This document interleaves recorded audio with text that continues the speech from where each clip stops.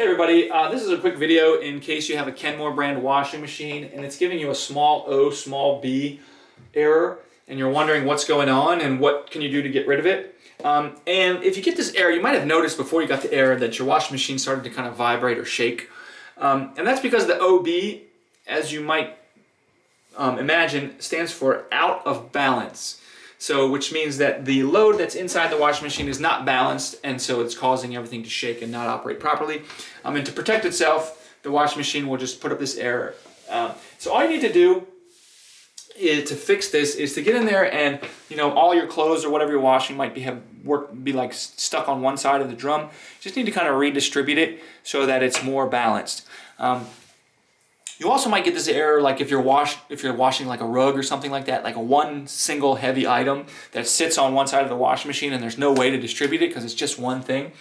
And if that's the situation, what you want to do is you just find some towels or something that you can throw in there with it, that you can throw on the other side to balance the load out so that it can operate properly. So if you do that, you'll be able to get rid of this error and get everything working again. So anyways, hope this helped. Thanks a lot for watching. Have a great day.